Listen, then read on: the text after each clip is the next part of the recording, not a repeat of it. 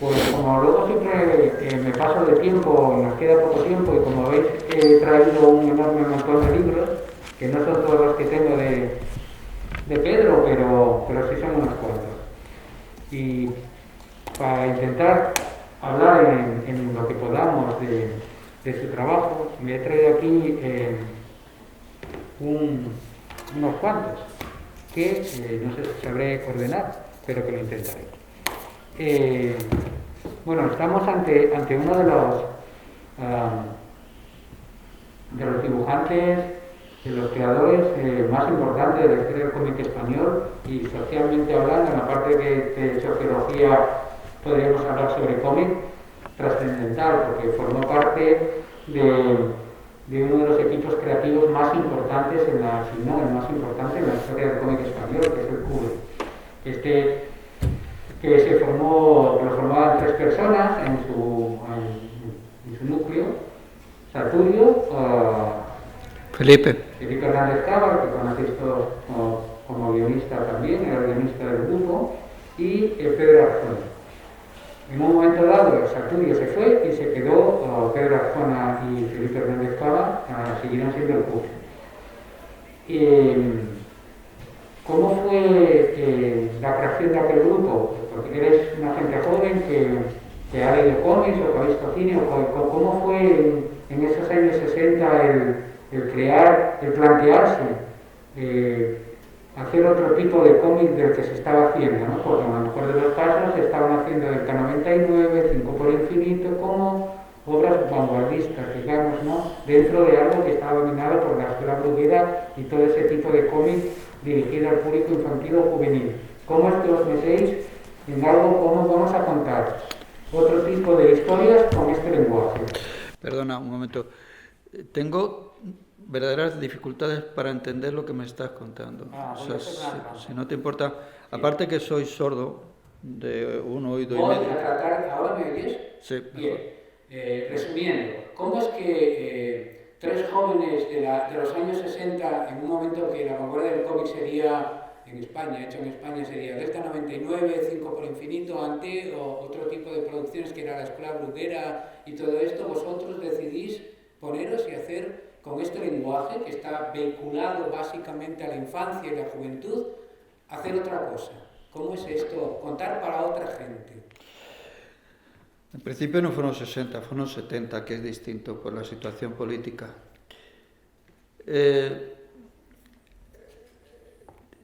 Saturio y Felipe vienen de la universidad, por lo tanto cierto pozo de concienciación política tenían. Y yo venía de el trabajo publicidad y en imprentas, pero había trabajado entre comillas, en el tema barrios, el tema de asociaciones de vecinos, luchas vecinales y demás. Por supuesto, en aquellos momentos, ante la carencia de cámaras, otros medios, el papel, el cómic, la tinta china era lo más asequible que teníamos para contar nuestra frustración política o social. Se junta, en principio, Felipe y Saturio con un tema que a ellos les preocupa mucho, que es el tema del imperialismo.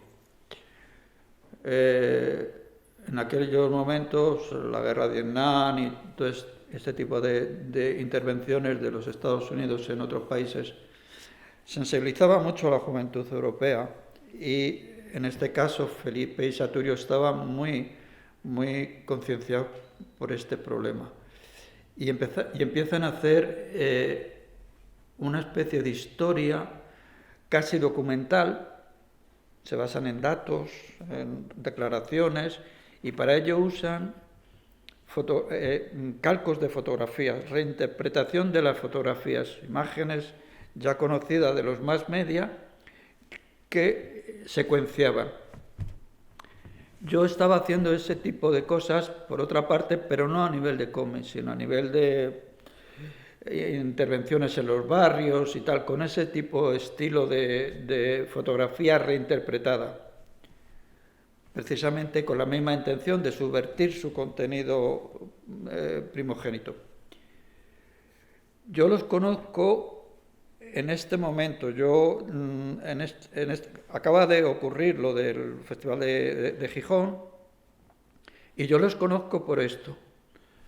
Casualmente me encuentro un día con Jesús Cuadrado, investigador de cómics y tal, en la Cuesta de Moyano, y le pido, yo por aquel entonces estaba militando en una organización política clandestina, y le pido una intervención para que cuente, según su experiencia, qué se podía hacer en el terreno del cómic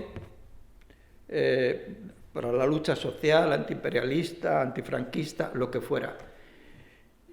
Y él se aviene a ello, le parece muy bien, y no solo eso, sino que dice, he quedado con unos amigos y te los voy a presentar. Esos amigos eran Saturio y Felipe, el primer Kubrick. A partir de ahí empezamos a intercambiar ideas, sin tampoco descubrir las cartas, y luego al final del café nos damos cuenta de que estábamos militando en la misma, digamos, tendencia ideológica. Y de ahí surge lo de hacer ese libro, el de Que parte y reparte, con el tema principal era el antiimperialismo, pero luego, con mi intervención dentro del grupo, se dio otra posibilidad más, y es tratar otro tipo de temas que también nos interesaban, como es la novela social, el cine social que representaba en aquel momento Mario Camus, o en literatura Ignacio Aldecoa. Y creíamos que eso podía tener una traducción en el cómic, y se reflejó un poco en el libro este del Que parte y reparte. Oye, ¿y esto de hacer fotonovela, cómo fue? ¿Ah? Estamos viendo, Quítatela. Estamos viendo unas imágenes del libro que es una fotonovela. Sí, bueno, también era muy popular las telenovelas, digo, las telenovelas, no, las fotonovelas. Y pensamos que también se podía, en este sentido, introducir elementos que estaban en la sociedad, como podían ser las relaciones amorosas, de pareja, etcétera, etcétera. Y bueno, no sé, el intento no sé si fue muy feliz o no, pero lo intentamos también. ¿Y esta parte humorística que estamos viendo? Esto es un encargo de un... Aquí me da un poco de vergüenza, pero bueno, eran los tiempos. La zafiedad también se producía en estos momentos. Esto es un encargo de un editorial de hacer unos cómics, pues sobre los temas de las revistas del corazón, de los programas del corazón y tal. Y también ahí hicimos una especie de intromisión en el tema, politizándolo, claro. Bueno, luego el tiempo pasa, el tiempo va pasando, llegáis a revistas muy de masas, muy populares, estáis en Por Favor, en Triunfo, luego en La Calle, os convertís también en diseñadores de cosas como la portada de la novela La consagración de la primavera, de Carpentier, que es una preciosidad, no hay un solo dibujo, pero hay esa tipografía, esa textura, es decir, hacéis un montón de cosas en revistas efímeras, pero de aquellas como muy enjundiosas, hablando de marxismo y prosopopeya, sistema, no sé qué zona abierta, no sé qué, no sé cuántas, y luego de repente o continuáis en el cómic y aparece de alguna manera cosas que aparecerán en este libro, el Sombras, ¿no? En que os vais a un género concreto, que es el género negro, para contar. ¿Cómo es esta evolución? ¿Por qué esto? ¿Qué ha pasado? Un poco. Lo explica un poco los tiempos políticos que se producen. Llega el momento en que trabajamos en revistas sociológicas crítica marxista, como Zona Abierta, etc. Y gana el PSOE las elecciones. Entonces, en nuestra generación, las que habíamos tenido una especie de relevancia en la lucha o en la postura antifranquista, nos llevamos una gran decepción porque nos demoviliza. El PSOE nos dice que ya no es necesario la lucha en la calle, las luchas en las asociaciones de vecinos. No es que no lo diga así, pero vamos, en definitiva empieza a desmontar las cosas que habían surgido en estas luchas vecinales, etc. Tiene que ver con el cambio de registro, tiene que ver con la desilusión, con la decepción y todo esto. Entonces, una cosa que estaba un poco reprimida, no reprimida sino oculta en nosotros, que era nuestro amor al cine de los años 40, 50, al género negro, de las novelas, etc., de repente estalla. De repente ocurre que vemos las cosas de Muñoz y Sampayo y gente así, y volvemos a mirar a Frank Robbins, a Milton Caniff, que siempre nos habían gustado, pero pensábamos que nosotros no lo que debíamos hacer era otra cosa, política, etc. Esa cosa que no hacía mucha gente, pero sí la asumimos nosotros. Y de repente volvemos a eso, es decir, no volvemos, sino que descubrimos que también somos capaces de ser sinceros con nuestros gustos, y ese amor que teníamos al cine negro y sobre todo en este primer libro a los personajes secundarios que aparecen en las películas, personajes muy bien dibujados, muy bien tratados, muy bien guionizados, que no son los protagonistas, pero que explican muy bien a los protagonistas. Recuerdo a Walter Brennan en Tener o no tener, me parece que es, el borrachín amigo de Bogart, que sin ese personaje no hubiéramos sabido la capacidad de ternura que tenía el personaje de Bogart, cínico y tal, pero que tenía esa debilidad. Hay una escena maravillosa en que Bogart le dice a Bacall que le dé una vuelta para ver qué ve, y ella dice, no veo cadenas.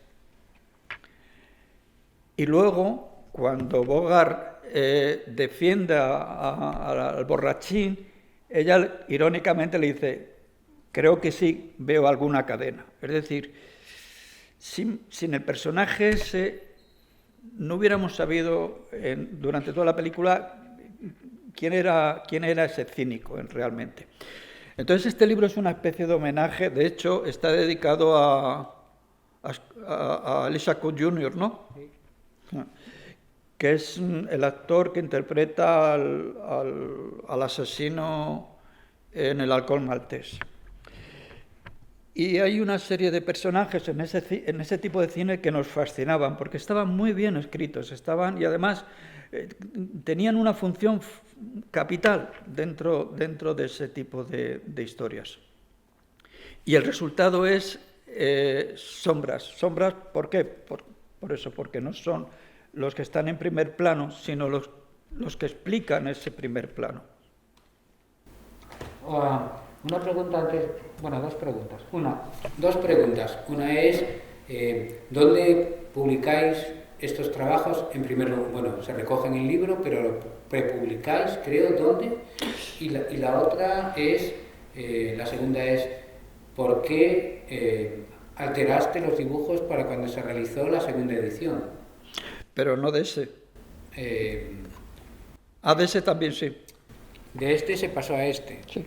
Y se cambiaron los dibujos. Sí. Cuéntanos primero, ¿cómo lograsteis publicar o dónde lograsteis publicar estas historias del primer Sombras y el primer Peter Parodius? Creo recordar en revistas de cómics de amigos o gente muy conocida como... Pero no lo dice el libro. No, el libro no lo dice. ¿De dónde? El libro no lo dice. Creo que el Parodius se publicó en Diario 16, ¿no? Bueno, pues en El Cairo, ¿no? Sombras luego se publicó en Cimo, pero en Cimo, sí. No sé dónde había salido. Esas primeras Pues no lo sé si se publicaron. ¿No? Pero en todo caso había medios generalistas que publicaban cómics, que son del año 79, está bien. No recuerdo. ¿Cómo queréis el Kubrick? No recuerdo bien porque eso es principio de los 80. Vamos, Cimot, el Cairo y algún... Rambla publicó Parovic. Rambla publicó Parovic. Bueno, con los cambios, cuando se reedita eso, el material ha sufrido, la tinta se ha ido, algunas cosas las tenemos que reproducir de reproducciones, con lo cual hay que hacer una restauración de los elementos. Los bocadillos, yo siempre los bocadillos los rotulaba aparte, nunca en la viñeta, porque bueno, me gustaba moverlos o buscar un sitio adecuado, sobre todo pensando en qué se tiene que ver primero, si la imagen o el texto, o al mismo tiempo, en fin. Eso es, aunque parece una tontería, pero es importante saberlo. Entonces tuve que hacer una restauración para la reedición. Los bocadillos habían, con el tiempo la goma no había aguantado y algunos bocadillos habían inclusive perdido por el calor, en fin, no estaban bien conservados en definitiva. Y luego el criterio, es decir, que aunque yo procuraba respetarme a mí mismo, el que fui o como lo vi en su momento, pero había cosas que eran estaban tan equivocadas que prefería traicionarme a mí mismo, pero restaurarlas bien, es decir, quitar muchos elementos o tapar muchos elementos que me parecían absolutamente prescindibles, en aras de que la historia avanzase, mejorase en ese sentido, no en mi lucimiento, sino precisamente respetando la historia. Es decir, que a veces te enamoras de una viñeta porque te ha salido muy bien el dibujo, pero distorsiona la lectura en general. Entonces tienes que ser lo suficientemente honrado también con la historia que estás contando para quitar esa viñeta, aunque te guste mucho, pero si estorba hay que quitarla. Y ese es el criterio que con la madurez me dio.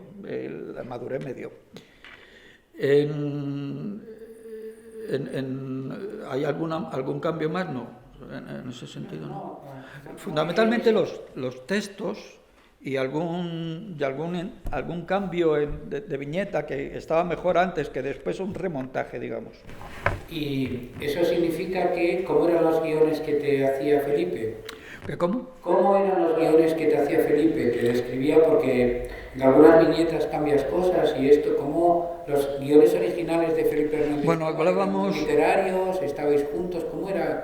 Bueno, los guiones me los escribí a mano, los conservo algunos, los que he podido conservar, y daban situaciones generales, o sea, marcaba un número de textos y una situación general. El tema lo solíamos acordar previamente, habíamos salido del cine iluminados, ¿no? Decíamos, tenemos que contar la vida de este tipo, ¿no? De este asesino, de no sé qué, no sé cuánto, de esta borracha. Hay un homenaje también al personaje de Fat City, personaje de la novia del boxeador, la borracha. Entonces, cuando nos emocionaba tanto un personaje, salíamos del cine, pues eso, intentando luego hacer algo sobre ese tema, resaltarlo. Inclusive nos poníamos música, muchos están inspirados en música más que en otra cosa, ¿no? Nos poníamos la música de fondo y sobre eso trabajábamos. Muy importante también un programa de radio que oíamos por la tarde, Flor de Pasión, en el que hacía un repaso a toda la música de los años 60 y demás. ¿De Luis de Pablo?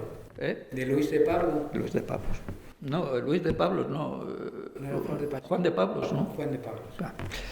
Entonces, me he perdido. Por ejemplo, te quería preguntar, esta página que estamos viendo, que a mí siempre me fascinó, ¿lo decides tú, por ejemplo, la última viñeta? Claro, sí, eso es decisión mía y de Russell Mitty, que es el director de fotografía que me fascinó desde la primera película que vi de él, que fue Set de Mal, y me quedé, yo quiero hacer esto y tal. El expresionismo alemán en general, pero vamos, Russell Mitty en particular. Y hay mucho de Russell Mitty, este tipo de contraluz, dominando toda la viñeta, en que tiene esos dos niveles, es decir, el oscuro, con la mente complicada de lo que está pasando, y ella con la claridad suficiente para explicar todo.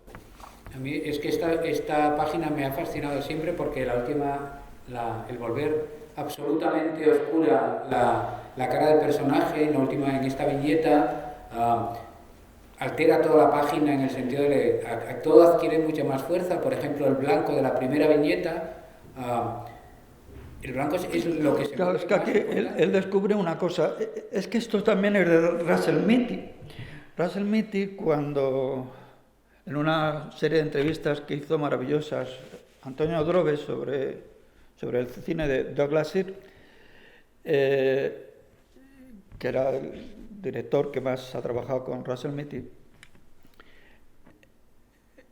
Droves le preguntaba por qué cuando el fiscal le hace esta pregunta produces una sombra con el sombrero de la interrogada. Y Douglas Sirk le contesta, dice, porque está mintiendo. Dice, cuando a alguien no le vemos los ojos en el cine, en la interpretación, es que nos está mintiendo, porque la mirada es muy difícil que nos mienta. Bueno, son cosas del cine, de todo este tipo, que son creíbles o no, pero a mí me gusta. Y cuando un personaje está en sombra, no sabemos qué es lo que está pensando, o tiene esa doble lectura, ¿no? Es decir, ¿qué está pasando dentro? No vemos con nitidez sus rasgos. Todo esto a mí me servía, todo este tipo, además, cuando a veces ni me enteraba de lo que estaba viendo cuando veía una película de Russell Mitty, porque me fascinaba tanto cómo componía dentro de un plano general, dividía la escena en distintos planos, de tal forma que ella estaba enmarcada por una cocina, en plano medio. Él estaba en primer plano, así como hemos visto antes, y todo era una escena general. Y de repente los personajes se movían dentro de esa escena y cambiaban sus marcos, digamos. Es decir, a mí todo ese tipo de juego me parecía que era muy útil para el cómic. De hecho, a mí, yo para inspirarme, digamos, o para copiar, o para esto, yo no leía TVOs, yo veía películas, de cómo resolvía los directores de fotografía, o los directores en general, cómo contaban las cosas. Y sobre todo, los directores de fotografía, cómo discriminaban lo que había que ver y no ver. Lo que era importante y dejaba de ser importante. Y eso está, más que en otro sitio, está en el cine de esos años, por lo menos para mí. Y otra página que a mí siempre me ha gustado mucho es esta que estamos viendo ahora, básicamente porque toda la vista se te va hacia la escena de la música, ¿no? Esto en el guión te lo contaba Felipe, o lo de que suene la música de esa manera. Sí, en este caso sí, porque lo que ocurre que es un flashback, lo que se llama un flashback en el cine, es decir, que él ante un comentario, no me acuerdo si es un comentario, no sé, lo que hace es volver a un tiempo pasado en que él recuerda una historia que es la que vamos a ver a continuación. Pero sí, había indicaciones de ese tipo, se oye una música y todo ese tipo de cosas, sí. Lo que no hacía Felipe era determinar qué es lo que se veía en cada viñeta, claro. Y hablabas de cine, pero a mí también y visto cómo fue, me parece que también el trabajo de Muñoz y Sampaio en Álax Cisneros tuvo que influenciar de alguna manera para la elección quizá de la serie negra como forma de continuar vuestro trabajo social y político, utilizar ese género popular y a la vez de denuncia, de novela social, por un lado, y por el otro lado, en la parte plástica, yo creo que hay o una forma, o un deslumbramiento, no en el sentido mimético, sino en el, como eso, que alguien que te dice, caray, aquí hay un camino, ¿no? Claro, O estoy equivocado. es que la aparición, por lo menos para mí, la aparición de Muñoz y Sampayo también es definitiva, porque todo esto que estaba bullendo del cine y tal, que es previo a las historietas, ahí estaba muy bien contado. Está contado en dos colores nada más. Igual que en el cine casi, prácticamente los grises no existían. Las películas de Russell Mitty prescinden mucho de los grises. Separa las cosas por luces, etcétera. Primeros, segundos planos, profundidad de campo, etcétera, etcétera. Y Muñoz y Sampayo lo que por una parte, Sampaio con sus guiones muy intencionados, contando historias muy buenas, muy bien contextualizadas además.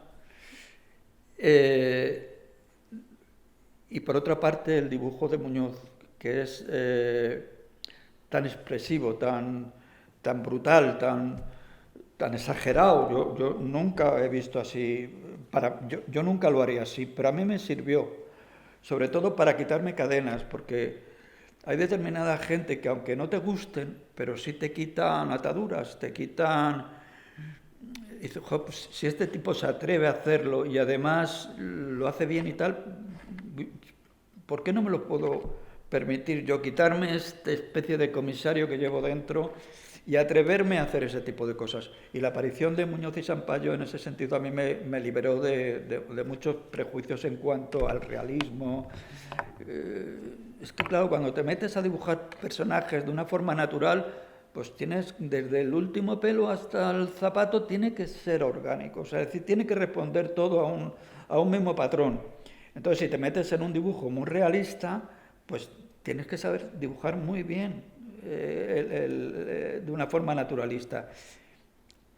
Y Muñoz es que era una liberación en ese sentido, porque de repente hacía una exageración del brazo, de los labios, del primer plano, en fin. A mí por lo menos me resultó inspirador y muy liberador en ese sentido. Y la publicación de este libro que tenemos ahora, el de Tal como éramos, que recoge estas ilustraciones, ¿las reelaborasteis o no. La de la portada, sí, la de la portada es un diseño de portada, es decir, hemos cogido una ilustración que hicimos para la revista CAU, el Colegio de Aparejadores de Cataluña. Esto es una portada de un disco de Antonio Resines y Antonio Gómez. Esto es una ilustración, me parece que de Por favor, lo de la calle. De la calle, quizá, no sé. Esto es Esto fue también una liberación, especie de liberación personal. Yo quería también quitarme los criterios que había aprendido ya y de repente pues me gustaba hacer cosas de estas. El tema del circo me lo permitió, claro. No esto, la anterior. ¿Esta que es la original, lo de la técnica comprometida? Claro, esta es la portada, y para hacerla del catálogo de Sevilla usamos eso. ¿No? Y toda esta parte de... Esto es también un género que cultivamos y que nos hubiera seguido, o sea, hubiéramos sido muy felices si lo hubiéramos seguido, que era el cómic documental.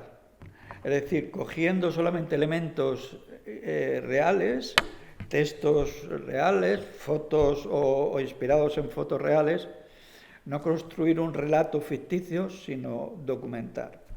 La rigidez de las columnas y todo esto iba un poco en ese sentido. Lo último que hicimos fue un 23 de febrero en El Mundo.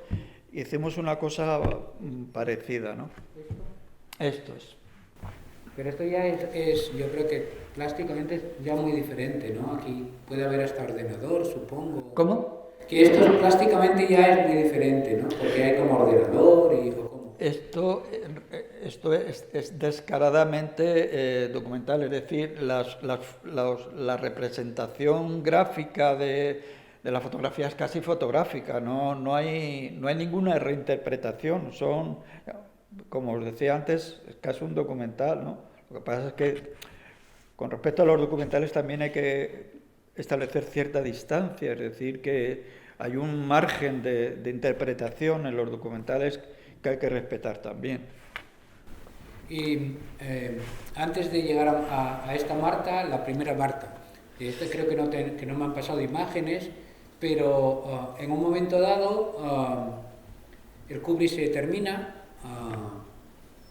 Creo recordar que en el año 90-91 hicimos la última exposición del Kubrick con vosotros dos en la Semana Negra, en el Museo Barjola, y a partir de ahí, bueno, iniciáis carreras diferentes, y lo que nos encontramos así muy rápidamente es El Sol de Invierno, ¿no? La historia de Marta, que haces con Jorge Martínez Reverte, que es un escritor y historiador también, de alguna manera, novelista y de serie negra, tiene un personaje Gálvez muy, muy famoso, y bueno, probablemente tiene el mejor documento narrativo histórico de las huelgas de Asturias de los años 60, de principios de los 60, que es un libro bien, bien interesante, y de repente nos encontramos con que en el periódico El País empezáis a publicar una tira que de alguna manera gráficamente continúa, plásticamente continúa lo que venías haciendo en Sombras, desarrollas ese tipo de... y es en tira. Y releyéndolo, bueno, en principio, ¿por qué? ¿Cómo es entrar en contacto? ¿Cómo era con Jorge? ¿Y cómo os ponéis de acuerdo en hacer una tira para un periódico y en cómo va a ser la tira? ¿Cómo es ese momento creativo de encuentro? ¿Cómo surgió? Bueno, en principio el Kubrick desaparece en el año 82, 83. Nos damos cuenta que no podemos vivir de la actividad del Kubrick y necesitamos, aparte que posiblemente estuviéramos un poco ya saturados el uno del otro, y vamos haciendo colaboraciones al margen. Es decir, yo recuerdo que por aquel entonces me llama Antonio Drobe para hacer el storyboard y decorados del túnel del Sabato. Felipe empieza a hacer guiones para otros dibujantes, más que nada para sobrevivir. No hay otra razón, no hay enemistad ni nada de eso. Simplemente buscamos caminos nuevos que nos permitan sobrevivir. Yo empiezo a tener hijos, bueno, no muchos, pero bueno, alguno me cayó. Y... Perdón. Esto último no se me ha oído, ¿no? Lo de los hijos. Bueno, luego os enseño fotos. Y con Jorge nos conocíamos desde hace mucho tiempo, desde la época de Cambio 16. A Jorge le conocemos en Cambio 16, luego él nos llama para colaborar en Zona Abierta. Y en un momento determinado, Jorge me llama para trabajar en su productora. Quiere que trabajemos juntos. Y en una serie de conversaciones, él ya había publicado algún libro más de Gálvez y de todo esto. El estilo de Jorge es que coge un hecho histórico real, interviene sobre él y lo hace una novela, una ficción muy, muy simpática, muy graciosa. Por aquel entonces, seguramente, no me acuerdo cómo fue realmente, pero yo había conocido, no sé si sabéis la historia del Nani, aquel delincuente. Bien, pues yo había conocido al hermano del Nani, al hermano mayor del Nani le había conocido en el colegio, en el barrio, en las ventas de Madrid. Y yo se lo comenté a Jorge. Jorge estaba interesado en contar esa historia. Le dije, bueno, pues vamos a hacer un cómic. La primera historia es sobre el caso del Nani, qué es lo que ha pasado, bueno, y se lo proponemos al País, y el País por aquel entonces era más receptivo a este tipo de historias, a este tipo de aventuras, y nos deja hacerlo. Jorge tiene un estilo literario que consiste en adjudicar a un personaje determinado un amigo suyo, alguien que él conoce mucho y le incorpora esos rasgos. De hecho, en la primera aventura de Gálvez, que no me acuerdo cómo se llamaba ya, Demasiado para Gálvez, en el que se hizo una película, hay 3 siniestros personajes que somos el Kubrick. Somos unos asesinos que le van persiguiendo al protagonista, que somos nosotros. Nos describe muy fielmente para que nos reconozcamos. Esto él lo ha seguido haciendo en todos los libros de Gálvez.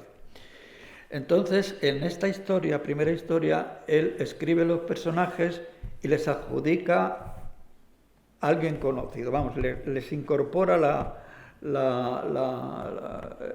características de alguien conocido. De hecho, hay un personaje que se llama Pedrito, que soy yo, que es un personaje, pues eso, muy simpático y tal. En origen no era tan simpático, pero yo lo hice un poco más simpático. Y ahí empezó el personaje de Marta. Como veremos más adelante en el otro trabajo, en el último trabajo sobre Marta, Marta también es una periodista que a mi modo de ver es Gálvez, pero en femenino, pero que tiene incorporado muchos aspectos de compañeras, amigas, inclusive esposas, que yo solamente he tenido una, pero Jorge ha tenido varias, no sé si 2 o 3, bueno, que están incorporados ahí, además muy reconocible. Algunas reacciones de Marta, dices, esto es de Cristina, esto es de tal, esto es de cual. Ese es el estilo de Jorge. Entonces, cuando yo me planteo hacer esto en cómic, visualizarlo, me encuentro con que tengo que dar al personaje algún rasgo reconocible también físicamente. De hecho, algunos no los conozco y Jorge me pasa fotos y tal, y yo interpreto eso. En fin, ese es el estilo de Jorge, que a mí me encorseta un poco, porque a mí me gustaría más huir de ese tipo de planteamientos. Es decir, si yo veo el personaje del chulo del puticlub y tal, pues me gustaría incorporarle mi propia imagen, mi propia visión de eso y tal. Pero Jorge me marca quién quiere que sea ese tipo, cosa que nos cuesta el trabajo en el país, porque él lo que me marca es que sea Alfonso Guerra, que era un enemigo por aquel entonces de lo que representaba Jorge. De tal forma que nos llaman los del país y nos dicen que cuando acabe la historia que nos olvidemos que nos seguimos trabajando. Ese es el fin de Marta, de la primera Marta. Y ahora voy con la segunda Marta. Pero espera, y metís a mucha más gente. En este libro está Leguina, está Paramio, Ludolfo Paramio, que los hacéis ahí unos catedráticos. Está Mercedes, la mujer de Jorge. Y son 3 historias las que contáis en el libro. Está de juez, hay un amigo mío que es, en fin, que le hizo mucha gracia. ¿Y no llevó a la cárcel? Bien. Sí, hay muchos personajes reconocibles para el público en general y para nosotros en particular. Hay una cosa que me llama la atención en este libro, en estas tiras en concreto, es que me da la impresión de que intentaban ser autoconclusivas las tiras también, al principio, porque tenían como una gracieta final. Eso me parece que cuando las lees juntos lo corta un poco, ¿no? Corta un poco. ¿Eso cómo fue? ¿Pues lo impusieron? ¿Lo decidisteis? No. ¿Cómo fue la historia de que...? Eso? No, estábamos aprendiendo un poco. Es decir, Jorge nunca había hecho un guión. De hecho, yo a veces duplicaba las viñetas porque me metía tres bocadillos o 3, una pregunta, la contestación y la repregunta y tal en una misma viñeta. Y ese tipo de cosas no funcionan bien, no las lees, vamos. Entonces, la intención de que al día siguiente creara una incógnita eso dificultaba mucho la visión luego general cuando tienes que remontarla. De todas formas, hay algún remontaje también, ¿eh? ¿Sí? Sí. ¿Hay? Para el libro.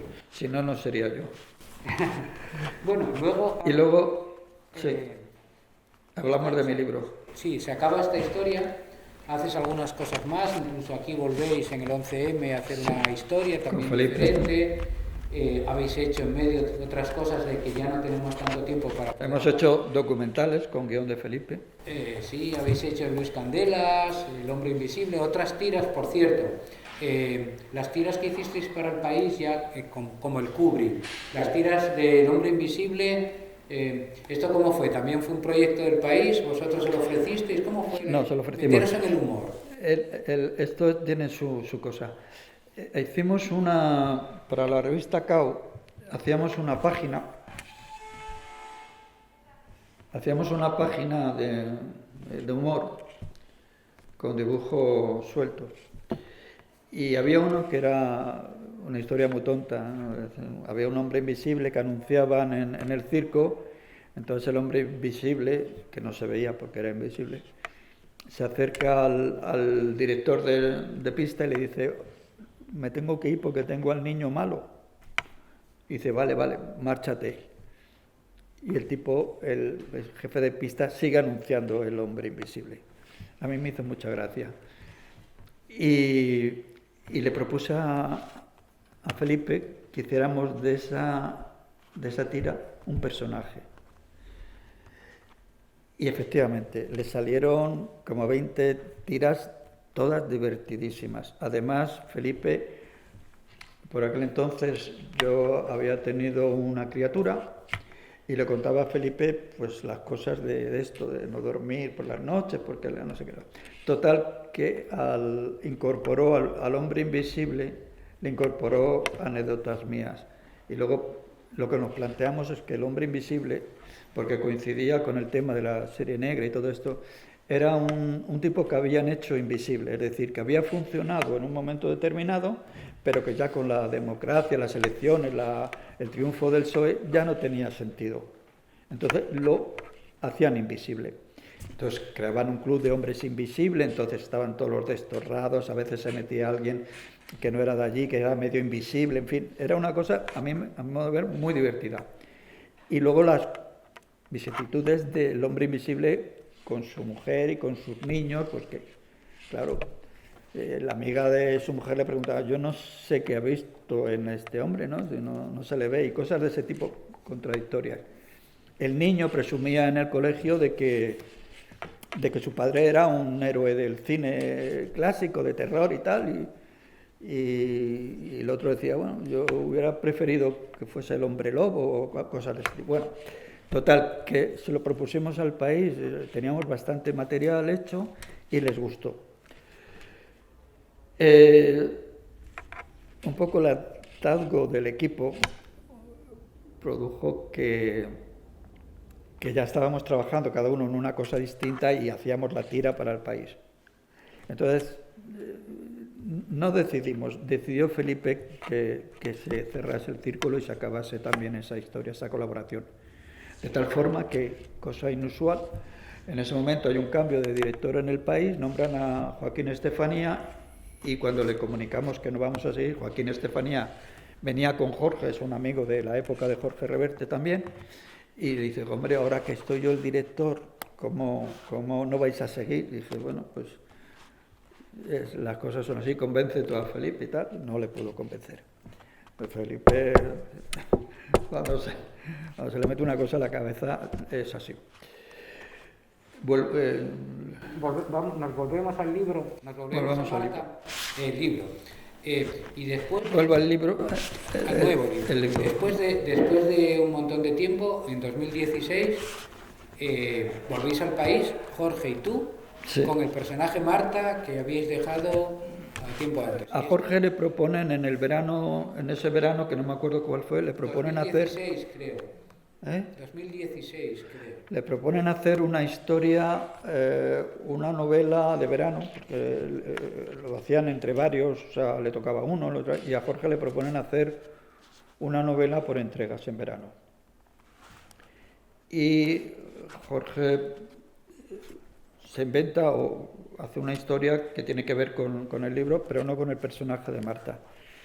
Yo por aquel entonces estaba tieso, totalmente tieso, o sea, llevaba sin trabajar, sin tener encargos, la Intemerata.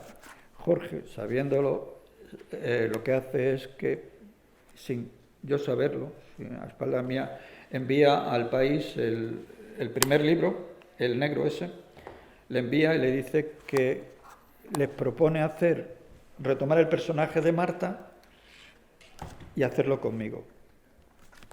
Yo de esto no sé nada, hasta que un día le dicen que sí, y entonces me llama y no me llama él, me llama la mujer porque él ya le había dado un ictus. O sea, él no podía hablar bien y tal. Y me da la sorpresa esa, que el país va a publicar otra vez eso. Pues, bueno, yo encantado de la vida y con diferencia de los otros, yo me planteo a nivel personal, y ahora que él no nos oye... Acércate al micro, por favor. Perdón. Yo me planteo también hacerle un homenaje a Jorge en el libro. Un poco por su situación también, y otro por como una especie de broche a esa amistad, ¿no? A esa generosidad que hace de ceder sus páginas del País Semanal y compartirlas conmigo. Entonces, en el prólogo él lo cuenta muy bien. El prólogo es magnífico, o sea, yo creo que es lo mejor del libro, porque Jorge lo hace en un momento lo escribe en un momento de ajustar, no ajustar cuentas, pero también de decir, bueno, hemos llegado hasta aquí, de esta forma y tal, pero seguimos con una constante, nos siguen gustando el mismo tipo de mujeres, nos gustan que sean así, que sean asados, él lo cuenta muy bien. Cuenta a mí, me sigue importando el tema femenino, cerca de mí, aprendo, en fin, lo dice muy bien en el prólogo. Entonces yo gráficamente me lo planteo haciendo este tipo de homenajes privados a Jorge. Por ejemplo, los escenarios, al contrario que otras veces, son escenarios reales, son escenarios que en los restaurantes hemos estado comiendo el menú del día cantidad de veces. Hemos soplado lo nuestro en los bares de la zona, porque trabajábamos juntos en una productora. Son lugares reconocibles, sobre todo para él. ¿Y qué pasa? Pues que para ese tipo de relato y para ese tipo de homenaje sí me tengo que ajustar un poco de una forma más realista para que sean identificables los lugares y algunos personajes, que son... Hay un sitio que se llama el Boulevard en Madrid, en Alonso Martínez, por ahí cerca, que transcurren muchas situaciones ahí, es muy reconocible porque hay un mural de botellas, y eso es un claro homenaje a él y a mí, a nuestra amistad, a los momentos, a las borracheras que hemos cogido en ese lugar en concreto, a los camareros que nos han estado acompañando durante todo este tiempo. Por eso también yo creo que el estilo cambia un poco. O sea, aunque yo creo que siga como lo sé hacer, o sea, no lo sé hacer mejor ni peor, lo sé hacer así, pero ahí esa connotación es importante. Y mirado con un poco más de perspectiva, hace ya un año o así, me di más cuenta de que, aparte de la intencionalidad del homenaje, también sale de una forma inconsciente. Os invito a que compréis el libro y lo regaléis a todos si tenéis amigos, algunos, o amantes, o cuñados. A los cuñados también se les puede regalar el libro. Leer el prólogo, porque ahí está Jorge y un poco también nuestra amistad y tal. Bueno, ya veis que hoy estamos, como os dije antes, en el día de la publicidad. Os hacemos publicidad continuamente desde las 12 de la mañana, o sea que Pedro ya ha llegado en la onda del día de hoy. No, te quería preguntar una cosa. Esto se publicó en doble tira en el país, creo recordar. No, en doble página. En doble página, por que dije doble tira, en doble página. Y aquí hay un remontaje nuevamente, ¿no? Sí. Ya hay viñetas nuevas. Sí, ¿cómo fue, primero, cómo es la historia del libro? Bueno, se publica en el país, sucede, ya está, y unos años después, ¿cómo fue? Tú le dices al editor, oye, tengo esto, no, el editor lo recuerda. No, esto es una... ¿Cómo es la historia de por qué llegamos a tener este libro primero y luego por qué es así? Esto es una idea del editor. El editor es amigo de Javier, del hermano de Jorge, muy amigo. Y a través de Javier tiene acceso a Jorge. Y él había visto en el país esa historia y le propone...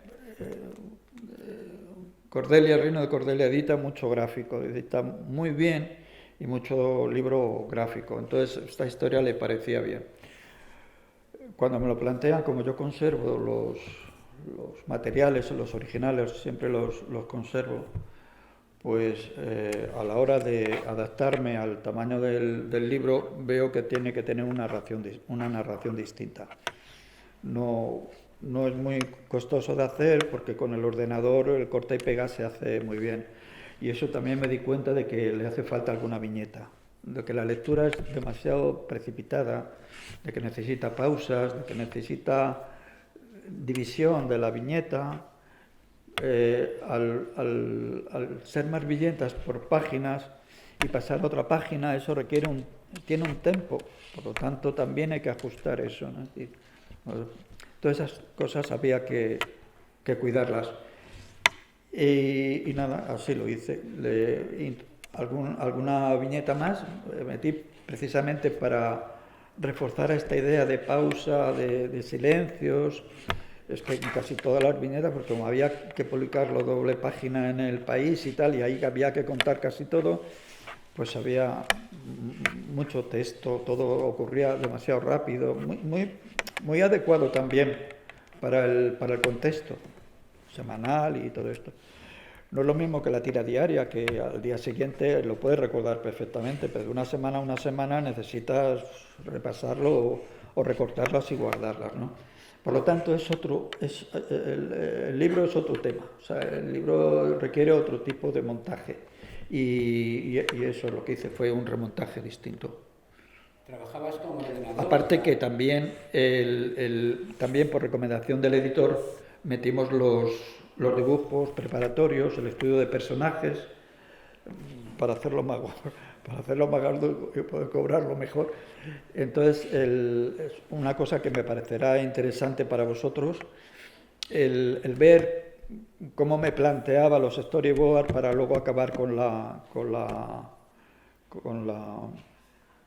el resultado final, los bocetos que hacía preparatorios para mirar cómo iban a ser los personajes, los puntos de vista de esa cámara ficticia, claro. Y es curioso porque de lo que haces bosquejando y tal, y deprisa a luego lo que haces, pues es distinto, pero te das cuenta que ha sido necesario primero hacer ese planteamiento previo. Hay un trabajo de ordenador, evidentemente. Sí, coloreado y en todo esto. Sí. El color está dado por ordenador, totalmente por ordenador. Yo había trabajado mucho también con las nuevas tecnologías, con Photoshop, con 3D Max, o sea, en fin, programas de imagen complejos y tal. Y eso me permitió buscar una gama para todo el libro y ajustar más esa gama. Inclusive apunté los números de los pantones que estaba introduciendo, los porcentajes de opacidad, etcétera, para que todo el trabajo tuviese esa unidad cromática. Bueno, una gama muy reducida, por cierto, de color. ¿Cuántos colores usabas en el libro? ¿Cómo? ¿Qué cantidad de colores utilizaste? Prácticamente 3. 3, ¿no? ¿Y ya se nos acaba el tiempo prácticamente, nos quedan 4 minutitos, pero ¿y la respuesta? ¿Qué respuesta obtuviste con este personaje en su etapa en el periódico, en El País, y ahora en el libro? ¿Qué feedback te volvió? Pues muy poca. O sea, desgraciadamente la gente adulta, digamos, o los medios en que nosotros estamos publicando estas cosas, tienen muy poco interés en el lenguaje del cómic. Les parece su cultura y ese tipo de cosas. De hecho, cuando eres bueno en una cosa, como es el caso de Jorge, que es un novelista bueno y que bueno, ha hecho libros de documentación, ¿no?, histórica, etcétera, bueno, pues el que se dedica a hacer guiones de cómics pues queda como mal. Yo recuerdo lo que se le censuraba a Aute, al que conocimos bastante porque era socio de nuestra productora. A Aute se le reprochaba mucho que pintase, o sea, tú como que escribes también, que eres un músico fascinante y tal, porque no valoraban la pintura que hace. Y mucha gente no sabe que realmente, fundamentalmente, Aute era un pintor.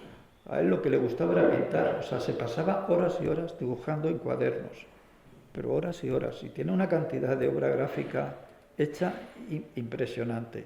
Lo que pasa es que era bueno también haciendo canciones, era muy bueno, era buen cantante, no tenía limitaciones y tal, pero sabía elegir los músicos, o sea, que hacía producciones musicales muy buenas, y era muy bueno.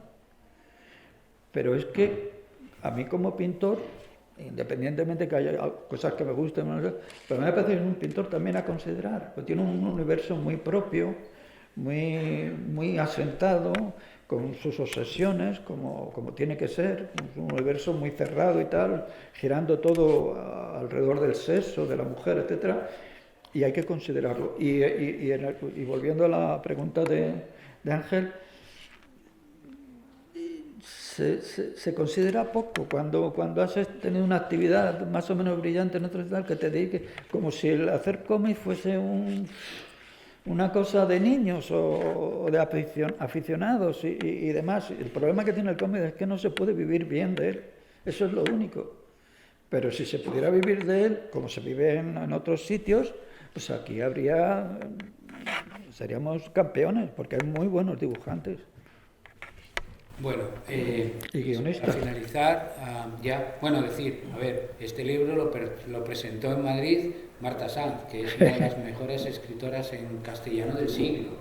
Entonces, bien es verdad que venimos de una tradición de considerarnos subcultura o un entretenimiento para niños a, empezar a, creo que, tener una visión sobre el mundo del cómic que empieza a ser diferente y que yo estoy convencido de que todo el mundo se dará cuenta de que este lenguaje es el más maravilloso que ha creado el ser humano. Porque sobre todo cuando lo cogen gente sin prejuicios, como es el caso de Marta Sanz.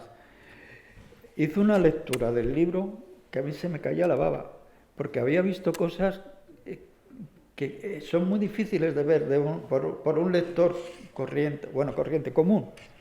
Había visto las sombras, había visto la iluminación, había visto el lenguaje, la narrativa, aparte del guión y tal, ¿no?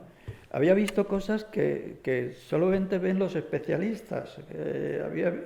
Hizo un análisis gráfico de mi trabajo que me dejó sorprendido, gratamente sorprendido. Ojalá todo el mundo se acercara al cómic sin tantos prejuicios, es decir, te puede gustar el cine, el buen cine y tal, y también te puede gustar el cómic, son compatibles. Bueno, pues hemos estado con una parte importante de la historia del cómic español, que es Pedro Arjona, que es el Kubrick, que es Reverte, que todo esto Es la primera vez que Pedro viene a las jornadas. Hemos tardado un cuarto de siglo en traerlo, pero seguro que se animará y en cuanto tenga otro nuevo libro lo traeremos por aquí, vendrá por aquí. Y de momento, bueno, darte muchísimas las gracias por haber venido en un año muy complicado para desplazarse, que hayas venido, y la forma que tenemos aquí de agradeceros a los autores que estéis es con el fuerte aplauso que te vamos a dar ahora mismo.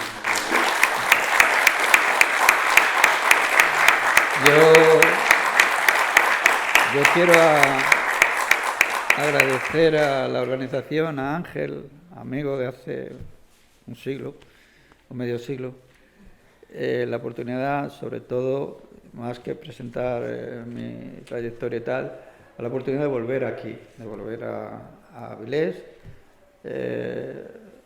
pasar por Ranón, con el cual tengo un pasado muy estrecho, y ha sido después de 20 años, 20 o 20 y tantos años que no aparecía por aquí. Siempre me ha dado mucho miedo porque la vivencia aquí en Avilés, en Ranón en concreto, ha estado unida a una persona que ya no está con nosotros.